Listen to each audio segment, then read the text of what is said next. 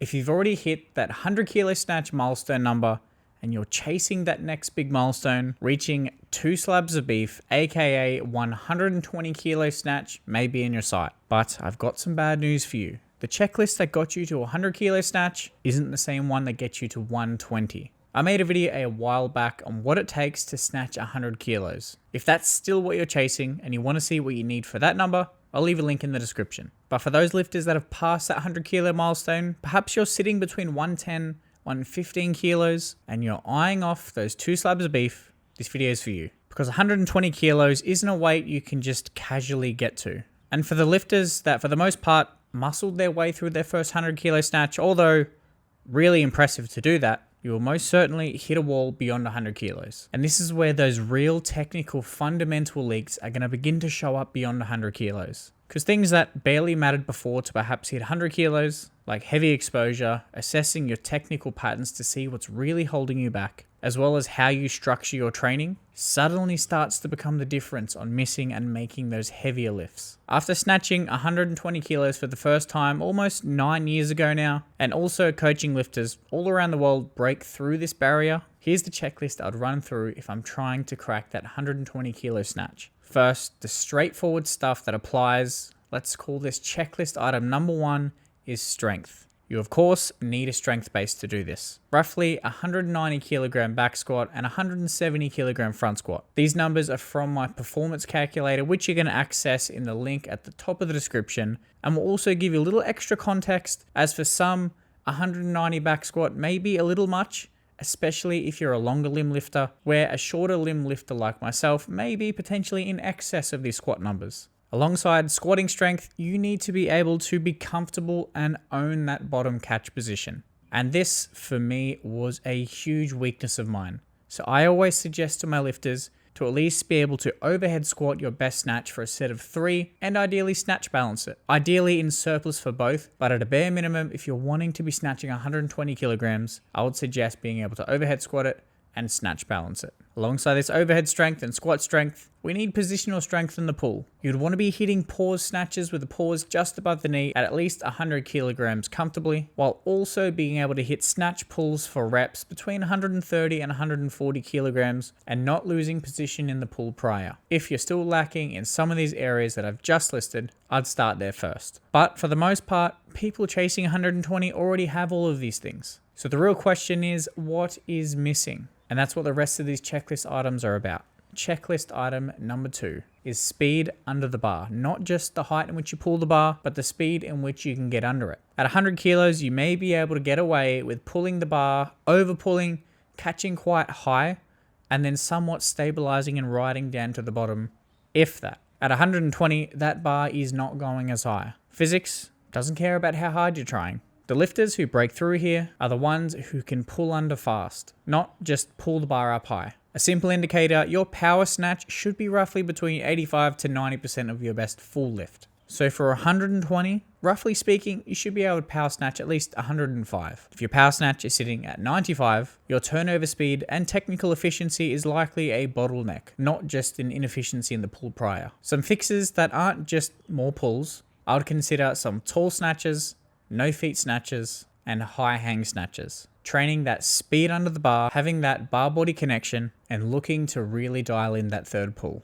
Checklist item number 3 are your main technical weaknesses, particularly the ones that are showing up the most when you're missing lifts. Now, I didn't talk about this one much in the 100 kilo checklist video, as people can have somewhat snowflake technique where all the lifts look a little different, but still manage to get their way to 100.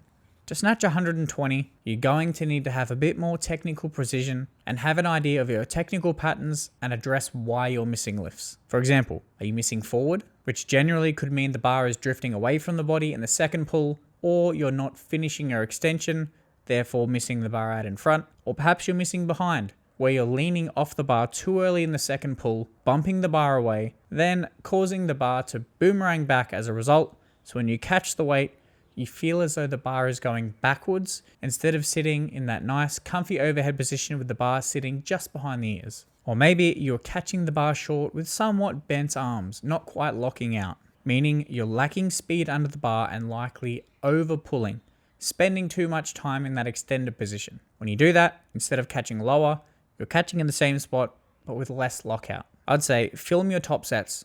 After your session, assess them, see what your common patterns are as to why things aren't quite going smoothly, and fix one thing at a time, not everything at once. And as you do this, you'll continue to refine things and get closer to those milestone numbers. Checklist item number 4 is exposure to heavier attempts. A lot of lifters chasing those milestone numbers try to get there too fast and don't quite get the exposure to those sub-maximal weights below it. People trying to get their first 120 may have only hit 115 one or two times, never having gotten 117, 118, because they're just trying to overreach to get that mark.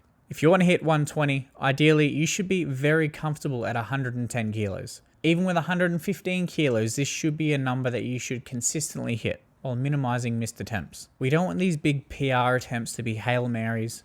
We want to raise the minimum weight we can with technical quality before attempting it, so we're not just taking a stab in the dark, like I once did.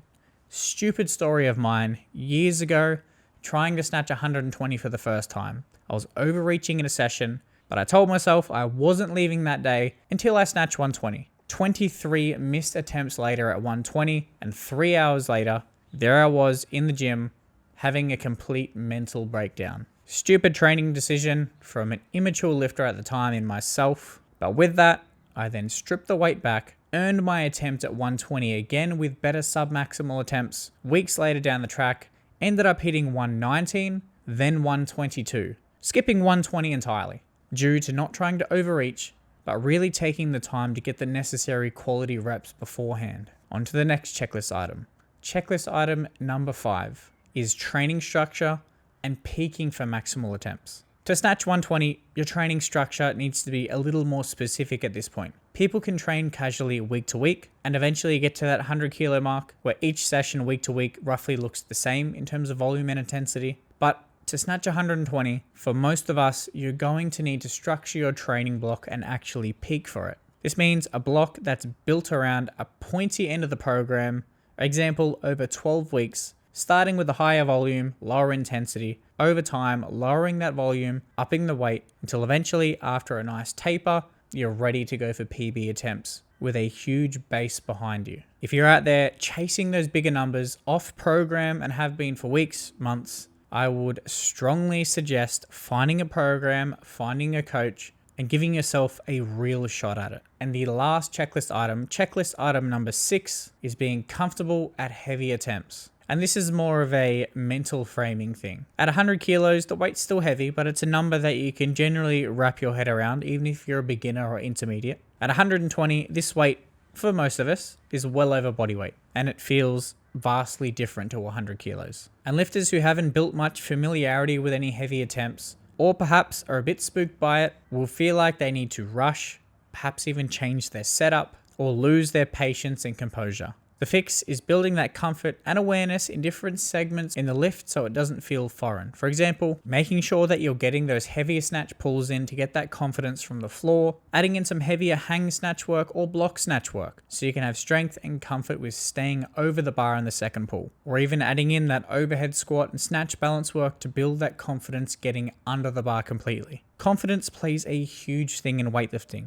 You can have every checklist item here ticked off. If you're not confident you're going to make the lift, then it's going to be tough to get these bigger numbers. Adding in these variations to build confidence, even if it doesn't provide the physical stimulus to even get stronger in getting this lift, that mental edge you may have will play a big factor. So if you're chasing that 120 kilo snatch milestone, the checklist isn't just about having the strength to be able to do it. It's about having the speed under the bar, the eye to work on your technical weaknesses, getting that consistent exposure to sub-maximal weights, peaking properly, and building that comfort and confidence with heavier weights. If you're perhaps sitting in that 115 gray zone just before hitting that milestone barrier, I would assume at least one of these may be the link that you're missing. Find it, fix it, and I'm sure you'll blow well beyond that milestone. If you're chasing a PR at any weight and you know what's holding you back, be sure to comment below and I'll be happy to put my 2 cents in. And if you want to see where your lifts should sit roughly in comparison to your strength numbers, my performance calculator And efficiency toolkit is at the top of the description below. Enter in your best lifts, enter in your personal factors, and not only will it say what lifts you should roughly be around, but also fill out the scorecard below and it'll show you where you need the most work and exactly how to fix it. And of course, if you want to go deeper into your weightlifting journey, YouTube has suggested 2 videos here that'll help you further.